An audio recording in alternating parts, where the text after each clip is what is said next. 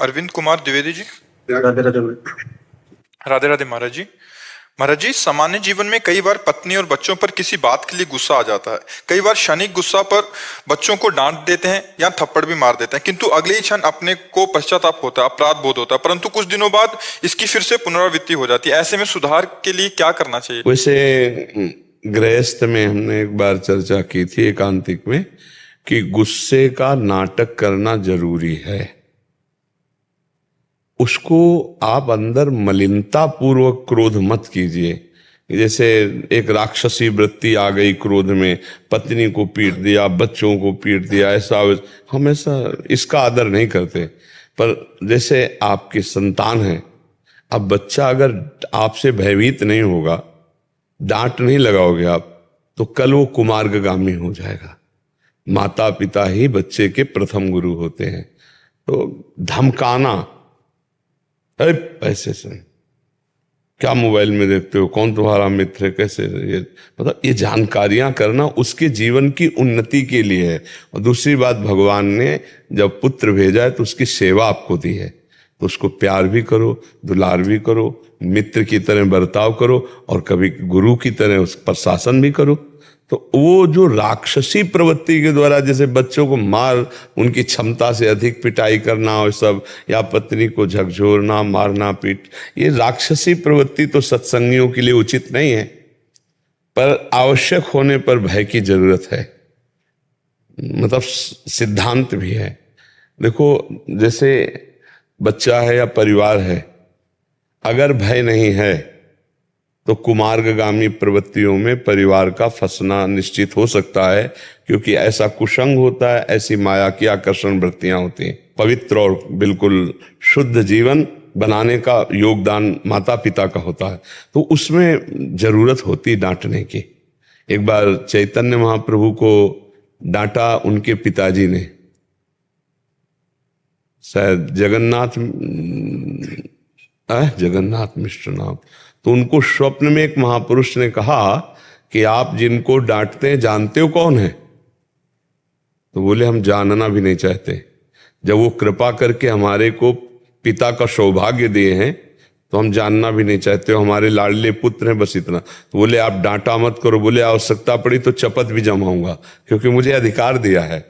जब हमारे यहाँ बेटे के रूप में जन्मे तो आवश्यकता पड़ी तो वो दुलार भरा, समझ रहे हो, हम ऊपर से गुस्सा दिखा रहे हैं लेकिन दुलार भरा, ऐसे नम्र, अगर जरूरत पड़ी गलत आचरण हो तो उससे क्या होता है, बालक, अब हम लोग भयभीत हो, अरे नहीं मारेंगे अगर ऐसा गलत करेंगे, तो बच्चे के अंदर इतना भी भय ना बैठ जाए कि वो आपसे भयभीत होकर अपनी बात आप तक ना पहुंचा सके, और इतना भी स्वतंत्र ना हो जाए कि वो जो चाहे वो कर सके।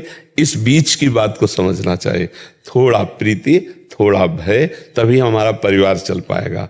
और पत्नी अर्धांगिनी है, अगर उसकी किसी भी क्रिया में हमको थोड़ा सा भी क्रोध आता है तो उसके भी क्रोध को हमें सहन करना सीखना होगा। ये भी बात समझना है कि अगर कभी वो गुस्सा हो जाती तो अपने मुस्कुरा के चल देते हैं, फिर जब वो शांत होकर बात कर लेंगे।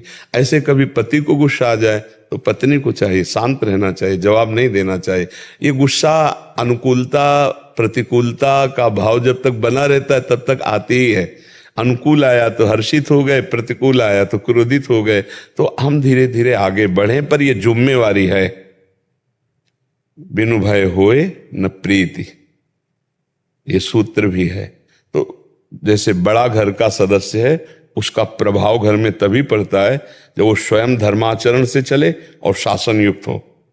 तो फिर बच्चा, परिवार पूरा कि अरे जरा भी त्रुटि में पिटाई हो जाएगी, फिर दंड मिलेगा, तो इससे परिवार सही चलता है।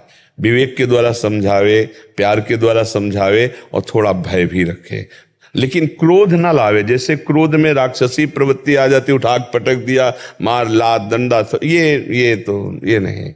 मान लो आप ही मार रहे हो, नाक में लग गया, ऐसी जगह लग गया जिससे आप प्रायश्चित भी नहीं कर पाओगे, ऐसी क्रिया हो गई, तो ऐसे बहुत होश में। क्रोध में क्या होता है, फिर कहाँ कैसे जो डंडा मिला, जैसे मिला, अब एक हाथ के से उठाया और पटक दिया, ऐसे ये सब आचरण भक्त को नहीं करने चाहिए।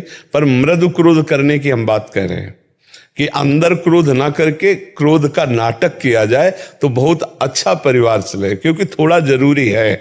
जैसे मित्र वगैरह बच्चे आपस में तो उद्दंडताएं आ जाती, बिल्कुल नहीं। तो हमें लगता है अगर माता पिता बहुत स्वस्थ बुद्धि से अपने बच्चों को मित्रवत और बालकवत दोनों बात, मित्रवत जिससे वो हर बात आपसे शेयर कर सके, और शासन जिससे वो आपको डरे कि हमसे कोई गलती न हो जाए, नहीं माता पिता हमारे हमको डांटेंगे, ये हम नहीं खाऊंगा, ये नहीं पीऊंगा, ये नहीं करूंगा, ये नहीं देखूंगा, ये गंदी बात है, हमारे माता पिता डांटेंगे। और प्यार इसलिए देना चाहिए कोई इतना खुल भी जाए कि वो अपनी हर बात हमसे बता सके तो हम उनका सहयोग कर सके।